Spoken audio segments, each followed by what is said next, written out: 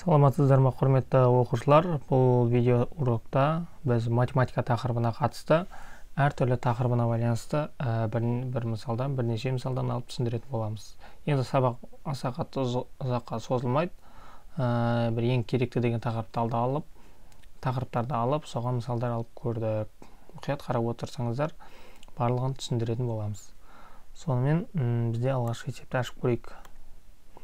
Бізде тестте ең көп кездесетін есептерден алдық. Соларды шығарып көрейік. Мысал, бірінші мысалда былай деп айтылған. Функцияның анықталу облысын табыңыз дейді. Мынандай бір функция берген. Енді біз білуіміз керек, функцияның анықталу облысы дегеніміз не? Ол яғни функциядағы x деген айнымал бар, осы x-тің қабылдай алатын мәндері. Қабылдай алатын мәндер деген не деген сөз? Ол яғни x-тің қабылдау аймағы, яғни ол қабылдайтын мәндер бар және қабылдамайтын мәндер бар. Осыны шешіп алуымыз керек. Мысалы, біз мына жағдайда x-тің орнына кез келген санды қоя алмаймыз. Вот соны табуымыз керек және оны сипаттай алуымыз керек. Енді біз анықталу облысы деген тақырыпта бұның барлығын егжей-тегжейлі талқылап, соған қатысты түрлі мысалдарды алып көрген болатынбыз. Енді бізге бір жолға былай берілген. X қалай көрсетілген, соған қараймыз. Бізге мынау маңызды емес, x қалай берілген, соған қараймыз. Мысалы, былай берілген, x-қа қосылып тұрған сан да маңызды емес. Бізге не көрсетілген, сонда қалғаны 2 бөлінген x.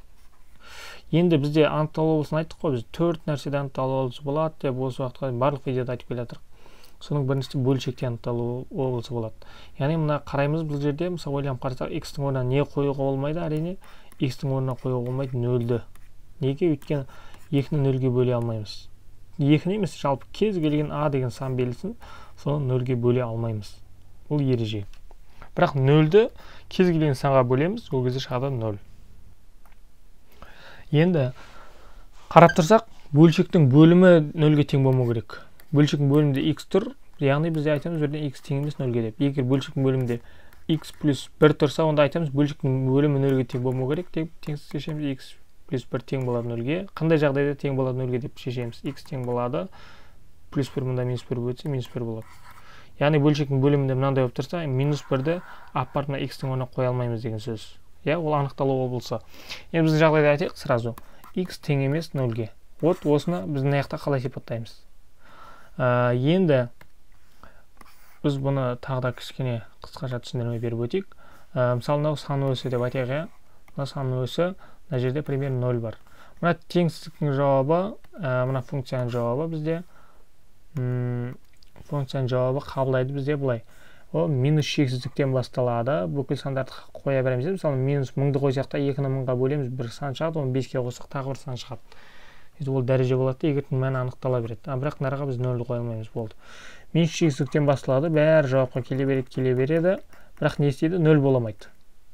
0-ден бүйтіп аттап өтеді, 0-ден кейінгі сандардың барлығы болады. Және кете береді, қайға барады? Плюс шексіздікке барады. Енді осыны сипаттауымыз керек. Біз жазамыз жауапты сонда. Минус шексіздіктен басталады 0-ге дейін. 0-ге жай жақша қоямыз. Шексіздікке и такта жай жақша қойылады. Жай жақша деген не? Ол мына жердегі сан, ол мына аргументтің мәні бола алмайды деген сөз жай жақша. Біздің жағдайда x-тің мәні. Бірігу, жалғасады деген сөз ғой. 0-ден бастап плюс шексіздікке дейін деп жазамыз. Сонда минус шексіздіктен бастап 0-ге дейінгі жауап қойылады, бірақ 0 емес.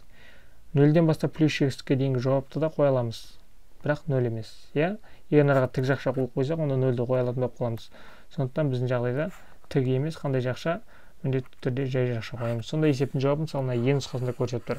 Минус шексіздіктен 0-ге дейін, 0-ден плюс шексіздікке дейін. Ол анықталу облысы деген ешқандай мәндер облысы, өзгеру облысы дегеннің бәрі ешқандай неміз қиындық тудыратын тақырыптар емес түсінген адамға.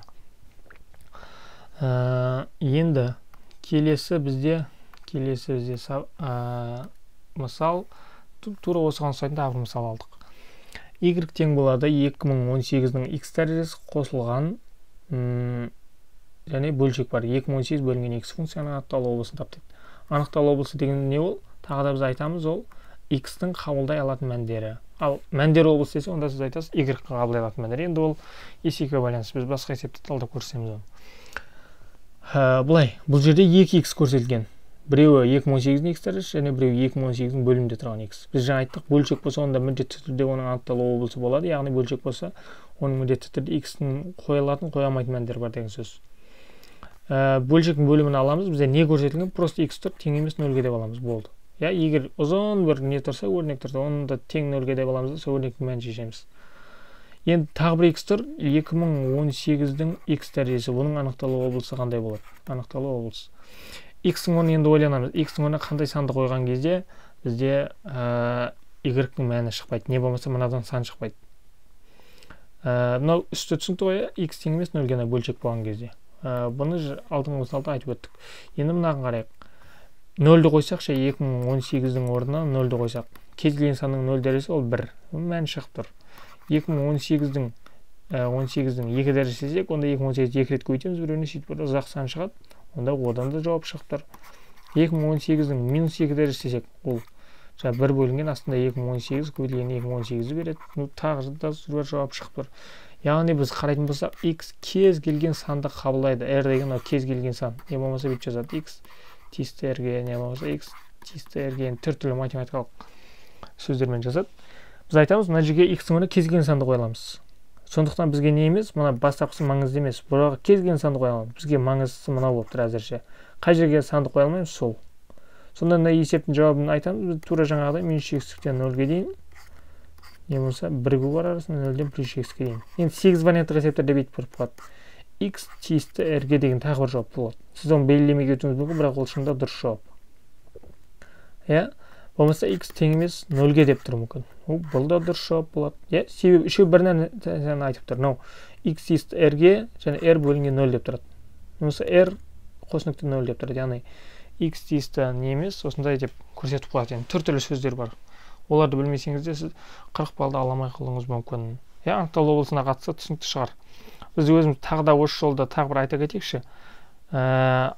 Анықталу облысы, яғни x-ің қабылдайтын мәндері мынандай болады. Егер функция 1 бөлінген x не болса, қандай да бөлшек болса, бөлшектің тек бөлімінде ғана x болса, мысалға x квадрат бөлінген 2 деген функцияның несі болмайды, анықталуы болмайды. Бөлшек x өткен бөлімінде емес, алымында тұр, үстінде тұр. Мынандай, егер бөлшек болса, бөлшектің именно бөлімінде болса, оның анықталу облысында табылады. Ал тағы біреу бар, ол түбір астында тұрса. Түбір астында функция тұр, соның ішінде x болса, онда оның анықталу облысы табылады. Мынада анықталу облысы бар, мынада да бар. Және үшіншісі бізде логарифмдік функция. Логарифмдік функцияда x деп тұрады, яғни саны деп айтамыз, осы жерде x болса, онда оның міндетті түрде анықталу облысы болады. Себебін бәрін түсіндіреміз біз кейін. Және төртінші бір функция бізде мынандай функциялар бар. Ол тангенс x, котангенс x, тригонометриялық функциялар, бұрышқа қатысты. Және арксинус, арккосинус, сондай бір не бар. Косинус пен синус емес, бірақ басқасы тангенс, котангенс, арксинус, арккосинус, арктангенс, арккотангенс деген. Осы төртеуінде ғана болады анықталу облысы бізде мектеп қабырғасында өтетін. Басқа ешқайсында болмайды. Түсінікті. Бізде екі мысал алдық, екеуі де бірінші неге сәйкес келді. Енді келесі есепке тоқталайық, көп уақыт алмай. Келесі мынандай интеграл. Интеграл өз көптеген есепте, көптеген нұсқаларда келеді, енді бірақ көп болып бермейді, бірақ беріледі. Және де бұл әжептер күрделі тақырып не болады, ең соңғы тақырыптарға кіреді ғой, сондықтан күрделі тақырып болып есептелінеді. Енді біз мынаны түсіндіре өтейік. Бірінші мынадай анықталған интеграл шешуіміз керек. Бірінші не істеуіміз керек? Мынадан алғашқы функция, не болса алғашқы интегралды табуымыз керек. Мынаны көшіріп жазып қоямыз. 8-де 27 деген не мына s дәріс. Енді мынаға мән береміз. dx бөлінген x квадрат, мына жерде 3 бар.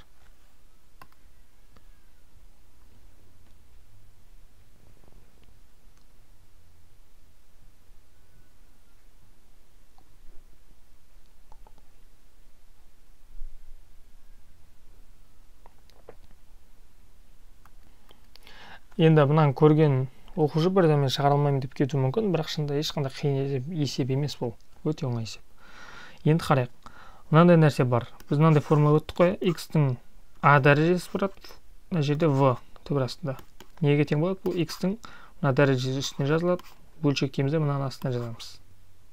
Немесе былай айтайықшы, 9 дейік. Мына жерде егер сан тұрмаса, онда 2 бар деген сөз. 2-ден жоғарыға қарай сандар жазылады. 3 тұрса 3 жазылады. 4 жазылады. Енді 2 жазылмайды. Себебі түбір астында тұрса 3-тен сан жоқ болса, онда 2 бар. 9 деген ол 3-тің квадраты. Мына жерде 2 бар, оны әзір жазбай қоямыз. 3-тің мына 2-ні жазамыз. Бөлу дейміз, мына жерде не тұр, соны жазамыз. Біздің жағдайда 2 тұр. 2-ні 2-ге бөлсек 1, 3-тің 1 дәрежесі ол 3. Яғни бұдан не түсінуге болады? Түбір асты 9 тең болады 3. Түбір астының мағынасы деген осы. Енді біздің жағдайда мынаны былай айналдырайық. Dx үстінде тұр, астында не тұр? X-тің 2-ні жазамыз үстіне, бөлу дейміз, мынаны әкеліп жазамыз 3-ті. X-тің 2 бөлінген 3 дәрежесі. Енді бізде тағы бір формула бар. Мынандай. 1 бөлінген А тең болады А-ның минус 1 дәрежесі. Не болмаса астында тұрған сан үстіне шықса, онда минус дәрежемен шығады. Кері таңбамен шығады. Егер минус астында минус дәреже тұрса, үстіне плюс дәреже шығады. Бұл жағдайда плюс дәреже екен, минус дәреже шығарамыз. X-тің минус 2 бөлінген 3 дәрежесі. Ешқандай қиындық жоқ. Болды. Яғни мынаны жалпылама айтқанда неге тең? Бұл X-тің n дәрежесі деген сөз. Яғни n деген сөз ол кез келген сан тұруы мүмкін. Минус 2 бөлінген 3 тұруы мүмкін, 2 тұруы мүмкін, 4. Мына жерге жазамыз енді. Мына нәрсеміз неге тең болды? Мына соңындағы нәрсеге тең болды. X-тің минус 2 бөлінген 3 дәрежесінде мына dx қасына тіркесе аламыз. Dx не екенін біз курста түсіндіргенбіз. Енді мынаны жазып алдық, бұл x-тің n дәрежесі деген сипат. Интеграл x-тің n дәрежесі деген формуласын қарасақ, бұның формуласын бүйтіп берген. X-тің n-ға 1-ді қосамыз, бөлімінде дәл осы қосындыны қайтып жазамыз, көшіріп. Біздің жағдайда дәл солай. X-ті жазамыз, минус 2 бөлінген 3 қосылған 1. Дәл осы қосындысын астына жазамыз. Минус 2 бөлінген 3 қосылған 1. Және де мынаны не істейміз? Бұлай түзусіз қып жазамыз да. 27-ні үстіне 8 астына жазамыз. Интегралдың есебі осылай. Енді бізге мына нәрсе түсінікті болса, өшіре салайық, артық нәрсені тақтан алатын қып керек жоқ.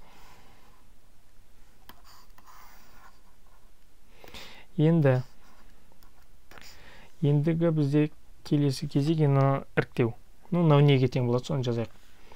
X-тің мынаға жазып алайық. Түсінікті болу үшін 2 бөлінген 3 қосылған 1, бөлімде минус 2 бөлінген 3 қосылған 1 тең болады. Мынаған 3-тен береміз, және минус 2-ні мынарға жазайық, және минус деп. Мынаны мынарға жазайық, минус деп. Так, бөлшек X-тің неше болады? 3 болады. Үстінде не бар? Минус 2 бар. Қосылған 3 бар, қосылған 3. Тең болатын шегі бұл X-тің, так, минус 2 қосылған 3. 1 болады, 1 бөлінген 3 дәрежесі. Және астында не бар? Тура осы қосындысы астында орналып жатыр, ол жақта да тура 1 бөлінген 3 шығады. Енді мына 3 десейді, мында көбейтіледі. 3x-ні 1-ге бөлсек, ол 3 тең өзгермейді. 1 бөлінген 3 дәрежесі. Не болмаса, 3-тің x түбір астында дәрежесі 3 деп есептейміз. Мына нәрсе неге тең болды? Мынаған тең болды. Ең соңында бүйтіп есептеп едік. Енді біз мыналарды тағы да не істейміз? Өшіреміз. Бізде не қалды? Соны жазамыз. Енді тең, мынада тең қоямыз. Бізде не қалды? Мынау қалды. 3 түбір астында x, бірақ түбір астында дәрежесі 3-ге тең. Яғни 9 тұрса мына жерде 9 қандай санның 2 дәрежесі сол шығатын еді. Енді мысалы мына жерде 3 тұрса 8. 8 қандай санның 3 дәрежесі деген сұрақ қойылады, ол 2-нің 3 дәрежесі. Тура осындай. 27 бөлінген 8 нарда қоямыз. Бөлінген емес, 27-те 8 тең болады. Енді бірінші мынаны қоямыз. Үстінде тұрған санды қоямыз. 3 көбейту 3 дәрежелі 27x-тің орнына қоямыз. Бұл бірінші жауап. Азайтылған, мынаны әкеп мынара қоямыз. Және осыны да жазамыз. 3 көбейтілген 3 дәрежелі 8. Бұл Ньютон биномы деген формула. Бұның барлығы ешқандай несі жоқ. Күрделілігі не болса бір анау айтқан жаттау керек нәрсе жоқ. Өте оңай, курста бұның бәрі жеп-жеңіл түсіндірілген. Так, енді ойланамыз, 27 қандай санның 3 дәрежесі? Ол 3-тің 3 дәрежесі, 3-ті өзіне 3 рет көбейтсек 27 шығады. Бірінші мына 3-ті жазып аламыз. 3 көбейту, мынадан не шығады? Одан 3 шығып кетеді. Азайтылған 3, мынау 3 бар. Көбейтілген 8 қандай санның 3 дәрежесі? Ол 2-нің. Осыны орындаймыз. 3 көбейту 3 9-ға тең, 3 көбейту 2 6-ға тең. Азайтсақ 3. Енді жауаптарға қараймыз. Мынау келмейді, мынау келеді. 3-тің 0 дәрежесі ол тең 1-ге тең болады, ол келмейді. 1 дұрыс емес. Енді логарифм 2 негізі 8 неге тең? Ол тең болады 3-ге неге? Өйткені 2-нің 3 дәрежесі ол 8-ге тең. Логарифм деген тақырыпта ол нәрсені түсіндірген. Яғни мынау варианты дұрыс бізде. 3-те 1 дұрыс емес. Мынау 3 дәрежелі түбір астынан тең болады, 3-ге тең болады. Сондықтан G нұсқасы дұрыс. Мына қате. Келесі есепке ауысайық бізде. Уақыттамай. Келесі мына теңсіздік. Енді теңсіздіктер мен тегін сабақтарда да, тегін мысалдарда көп алам. Себебі неге? Өйткені теңсіздік деген ол тест кітапшасында өте көп және ең көп кездесетін тақырып осы теңсіздік тақырыбы. Сондықтан бұған өте көп есептер шығаруымыз керек. Біздің түсіндіру сабақта осыған ұзақ арналған болатын. Енді мынандай бір үлкен теңсіздік берілген, теңсіздік шешіп бұл интервалдар әдісі деген немен шығады. Интервалдар әдісі өте оңай. Мына егер бүкіл жақша көбейтіліп тұрса, егер мысалға плюс 1 деп тұрса, онда ол есеп басқа әдіспен шешіледі. Бірақ барлығы көбейтінді болса, онда не істейміз? Бұның әрқайсысын жеке-жеке көбейтіндіні, әр көбейтінді дегеніміз мынау. Мысалы, мына екеуі бір көбейтінді, мына екеуі бір көбейтінді, мынау бір көбейтінді. Сыртында тағы x тұрса, x сол бір көбейтінді болып есептелінеді. Көбейтіліп тұрса егер, енді бізде осы әр көбейтіндіні, жаңа айтқанымдай әр көбейтіндіні, немесе әр жақшаны жеке-жеке нөлге теңестіреміз. Теңестіру деген сөз ол былай, мысалы, бірінші жақшаны нөлге теңестірсе, x минус 1 тең болады 0 дейсіз. Теңестіру деген осы. Екінші жақшаны теңестіреміз, x плюс 1 тең болады 0. Үшінші жақшаны теңестіреміз, x минус 2 тең болады 0. Осы теңдеу шешейік. X тең болады нешеге? Минус 1 мұнда плюс 1 болып өтеді. 1 болады плюс 1, плюс 1 мұнда минус болып өтеді. X тең болады минус 1. Келесі бізде x тең болады минус 2 мұнда плюс 2 өтсе тең болады плюс 2-ге. Яғни алда минус бар. Осы үш жауапты алдық. Мына теңсіздік өте оңай теңсіздік. Енді үшеуін бүйтіп сызамыз. Мына сан өсін саламыз. Ең кішісі қайсысы? Минус 1, мысалы біздің жағдайда ең кішісі. Одан үлкені плюс 1. Мына тұр. Одан ең үлкені бізде 2. Осы саламыз. Енді x-тардың алдына қараймыз. X-тардың алды қандай? Бәрінің таңбасы оң. Сонда біз не дейміз? Мына жаққа стрелка басталған жақтан бастап оңды белгілейміз. Мынау оң болса, онда келесі теріс болады. Оң осындай реттілік орналасады. Плюс, минус, плюс, минус. Енді қараймыз. Мына теңсіздік айтады бізде, қарасақ, 0-ден кіші дейді. Кіші немесе тең. Тең қойдырық, бізде пока что кіші деп айтайық. Кіші деген сөз, онда минус деген сөз. Қандай? 0-ден кіші сандар ғана минус аралықтар болады. Минус аралықтар белгілейміз. Мына жерде де минус аралықтар белгілейміз. Плюс аралықты белгілейміз. Сонда есептің жауабы бізде анықталды. Минус x-тен басталады. Яғни минус x-тік қой. Яғни плюс x-тік.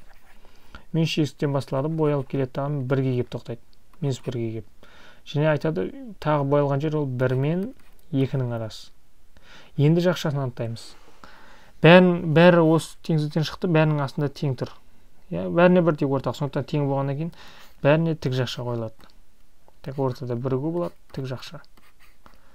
Сонда бұл қай нұсқада кеп тұр? В нұсқасындағы жауапқа кеп тұр. Әлде теңсіздіктерге мысалдар алған болуымыз керек қазір. Келесі есеп мынадай. Бұл да теңсіздіктерге қатысты. Теңсіздіктер жүйесінің ең үлкен бүтін шешімін табыңыз дейді. Яғни теңсіздік шешіңіз, соның ішінен салыстырып ең үлкен табыңыз деп тұр. Түбір астында берілген. Теңсіздіктерде айтатын тағы нәрсе ол міндетті түрде анықталуы болса деген нәрсе жүреді. Именно осы теңсіздіктерде.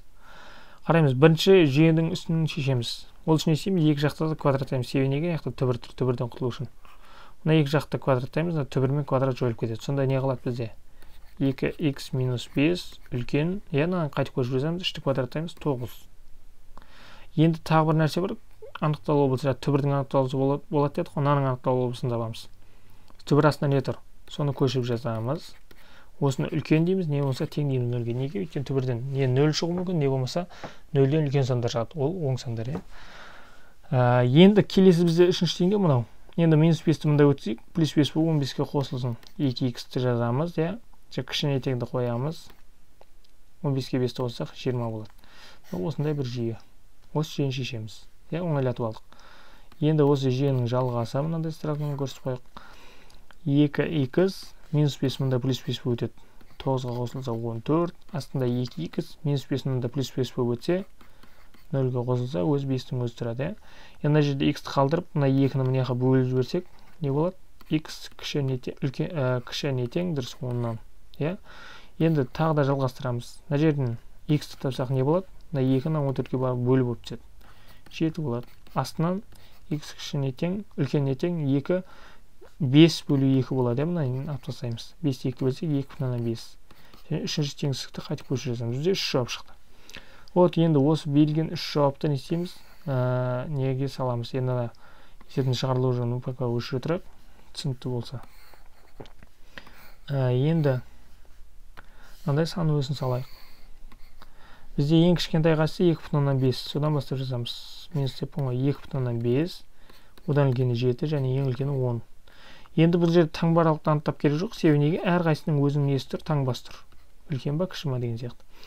Біріншіге қарайықшы. X-ымыз үлкен 7-ден дейді. 7-тен, мына 7 нарда тұрса, 7-тен үлкен сандар не жағында, оның оң жағында тұр. былай плюс x-ке дейін бояп тастаймыз. Келесіге қараймыз. X-іміз 2,5-нан да үлкен дейді. 2,5-тен де x үлкен, яғни оң жағында жатыр. Оның да мына стрелкаға бағытталған жағына бүйтіп қойып шығамыз. Енді келесі жауапты айтады бізде x-іміз не дейді? Кіші не тең 10-нан. 10-нан кіші дейді. 10-нан кіші дегеніміз 10-ның сол жағынан, яғни минус жаққа қарай кетеді. Былай бой береміз. Енді қарайық. Біз жаңа 3 теңсіздік шығардық, ол баста яғни 3 теңсіздік шықты. 3 рет қиылысқан жер біз есептің жауабы болып тұр. 3 рет қиылысқан жерді араламыз. 7-де 10. 10-ға қараймыз, 10-ның астында теңі бар, значит 10 жауапқа кіреді.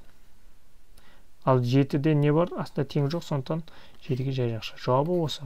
Енді бізде әлі де біткен жоқ есеп. Ең үлкен бүтін шешім табыңыз дейді. Мына былай сан өзімен салсақ, 7, мына жерде 10 бар. Мына жерде 8, 9 бар, 7, 8, 9, 10. 7 кірмейді жауапқа, бірақ 7-ден басталады. 7-ден үлкен санның бәрі кете береді. Бүтін шешім деген сөз, бүтін шешім деген қараймыз еді. 8 жауапқа кіреді, 9 кіреді, 10 тоже кіреді. Себебі оның астында теңі бар. Сонда 8, 9, 10-ның ішінде ең үлкені 10, сонда ең үлкен шешімі оның 10 деген сөз. Енді келесі мысал, бұл да теңсіздіктерге қатысты. Мына теңсіздіктерді көріп, сіз тағы да ойлануыңыз мүмкін, мен уақыт алады, шығарамаймын, тастаймын деп ше. Бірақ шынында мына есеп шатасатын есеп емес, өте оңай. Сондықтан шығарып бір балл алған дұрыс. Кеттік көрейік. Теңсіздіктердің түрі бар. Жүйелі, жүйесіз, бөлшек, түбір астындағы теңсіздік, әрқайсысы бар, әрқайсының шешу жолы бар. Енді қарайық. Бізде мына теңсіздік. Бірінші үстіңгі жүйені шешеміз. Бізде үстіңгі жүйе x квадрат плюс емес, енді минус 2 бізде x квадрат минус 4x x квадрат минус 4x бөлінген x плюс 2 үлкен не тең 0-ден дейді. Мұнда минус бар. Осы не істейміз? Мұндай теңсіздіктерді жеке-жеке 0-ге теңестіреді. Алымында бөлімінде. Алымын 0-ге теңестірейік. x квадрат минус 4x тең 0-ге деп жазамыз. Бөлімін теңестіреміз. x плюс 2 тең болады 0-ге. Енді тең емес деп жазуға болады, біздің жағдай тең деп ала берейік әзірше. Үстін шешеміз. Үстін шешсек не болады? X-ті жақшадан алына шығарамыз. Екеуінен де X-ті жақшадан алына шығарып болады. Ішіне не қалады? Мынада X қалады. Мынада X-ті жақшадан алына шығып кетсе, не қалады? 4 қалады, минус 4. Егер мына X-ті қайтып ішіне көйіп шықсақ, қайтып мынау шығады, ол белгілі нәрсе. Енді мынаның интервалдар әдісі бойынша бірінші X-ті не істейміз? Теңестіреміз 0-ге, және X-тің екінші көбейткіш. Бізде X минус 4-ті 0-ге теңестіреміз. X тең болады 4. Сонда бізде 0 және 4 деген екі жауап шықты. Астын теңестіреміз. Плюс 2 мұнда минус болып өтсе, x тең болады минус 2-ге. Бұл уже бір жауап. Енді біз осыны бүйтіп сан өсіне салайық. Бізде ең кішкентай минус 2, одан үлкені 0, одан үлкені 4. Енді бізде қарайық, бұл жерде x тұр және x квадрат тұр. Дәрежесі ең үлкені x квадрат. Осының таңбасына қараймыз. Бізде таңбасы оң екен, значит, не жақта оңнан бастаймыз. Плюс, минус, плюс, минус. Таңбарлықты анықтаудың өзінің ережесі бар. Біз просто өтіп болғаннан кейін сіздерге оңай жолын көрсетіп отырық, тездетіп шығарып жатырық. 0-ден үлкен не тең дейді. Мына теңсіздік 0-ден үлкен не тең, яғни үлкен деген сөз 0-ден үлкен санның бәрі оң саны, яғни оң аралықтарды белгіле деп көрсетіп тұр өзі. Минус 2-ден 0-ге дейін, 4-тен плюс 2-ге дейін. Үстінен осы нәрсе шықты. Астынан не шығады? Жеке-жеке 0-ге теңестіреміз астыңға жүйені. X плюс 3 тең болады 0-ге болса, x тең болады минус 3-ге, x квадрат минус 6x тең болады 0-ге деген теңестірсек, x жақшаны алып шығарып жібереміз 6 тең болады 0. Тура жаңағындай, себебі тездетіп шығарайық. Жақшаны үшін теңестірсек мынау болады, сыртын теңестірсек мынау болады. Бізде сонда 3 жауап шықты. Минус 3, 0, 6. Тура жаңағы есепке ұқсайды. Жаңа шешкен неге ұқсайды. Енді белгілейік. Бізде минус 3 ең кішкентай, одан үлкен 0, одан үлкен 6. X квадратын алды оң, сондықтан неға плюс, минус деген таңбарлықты енгіземіз. 0-ден кіші дейді. Теңсіздігім 0-ден кіші болса, онда минус аралықтар. Минус деп қойған аралық. 2 стрелка пайда болды ғой, енді осы екеуін қосып бір неге алайық. Біз мынаны өлшей тұрайық. Тақтаны босату үшін. Тек мынандай бір стрелка жазамыз. Осы 6 жауапты бір сан өзінде жазамыз. Ең бірінші бізде ең кішкентай бізде минус 3, одан үлкені минус 2, одан үлкені 0, одан үлкені 4, одан үлкені 6. Мұның басын сәл ұзартайық. Енді бізде таңбаралықты бұл жерде анықтап керек жоқ, себебі біз бәрін бояп қойдық. Мысалы, бірінші жағдайда 4-тен плюс 2-ге дейін боядық. Мына жерде де 4-тен плюс 2-ге дейін боямыз. Екеуін қосып бояп жатырық қой. Одан кейін 0 мен -2-ның арасын боядық. 0 мен -2-ның арасын боямыз. Так, мұнда планшет сызылып кетті. Енді 0 мен -2 мен 0-дің арасын боямыз дедік. Енді мына жерде қараймыз. Мына бояп біттік. Енді -3-тен -3x-ке дейін, -3-тен -3x-ке дейін боямыз, және мына жерде 0 мен 6-ның арасы. 0 мен 6-ның арасын бояп шығамыз. Сонда бізде 2 рет қиылысқан жер мына уақыт болып тұр. Сондықтан осы есептің жауабы болады. Енді қараймыз. 4 қай жерден шықты? 4 мына жерден шықты. Бұл яғни мына теңсіздіктен шықты. Теңсіздіктен шыққан астында теңі бар, сондықтан 4-ке тік жақша қоямыз да, нүкте осы жерден белгілейік. 6 астынан шықты.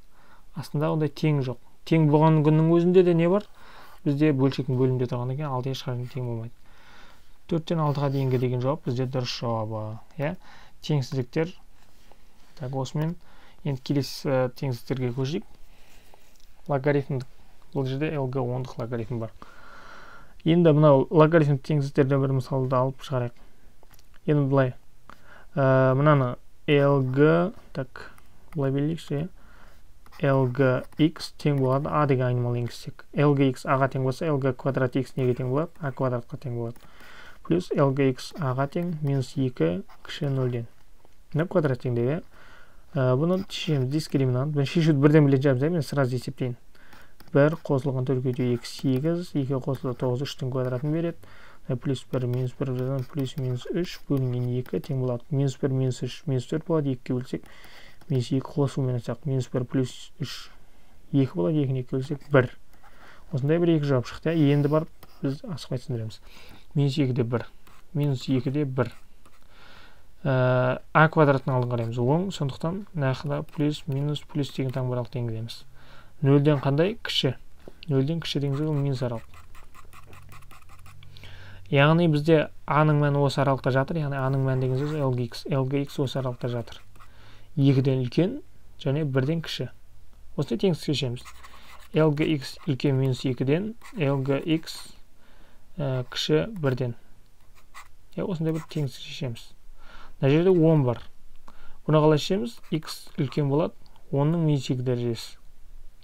10-ның -2 дәрежесі деген ол 1 бөлінген 100. Мына жерде 10 бар. Мына жерде X жазамыз. Теңсіздік көшіріп қоямыз. Және 10-ның 1 бөлінген 10. Так. Айталық, 1 бөлінген 10. 1 бөлінген деп 10-ның 1 дәрежесі деген сөз. Мына жерде 10 бар. Так, белгілеп жазақ, мына жерде 10 бар. Енді мына жерде модуль X, так, LG модуль X кіші 1-ден дейді. Бұл жерде не болады? X үлкен 10-ның 1 дәрежесі 10-ға тең. Енді осыны бүйтіп сан өсіне салып көрейік. Бізде 3 жауап шықты. Мынау. Жазамыз. Ең біріншісі бізде 1 бөлінген 100. Одан үлкені 10 және екеуі де 1 нүктеде.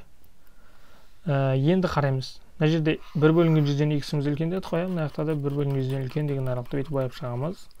Және мына жерде де екеуінде де 1-дей қарап тұрсақ 10-нан кіші дейді. 10-нан кіші аралықты боямыз. 2 рет қиылысқан жерде көрсетіп тұр. Сонда есептің жауабы 1 бөлінген 100-ден 10-ға дейін деген. Енді осы сабақтар түсінікті болса, егер сіз курстағы әрбір тақырыпты дәл осылай түсініп шықсаңыз, онда сізде шықпайтын есеп болмау керек. Осымен сабақ аяқталды.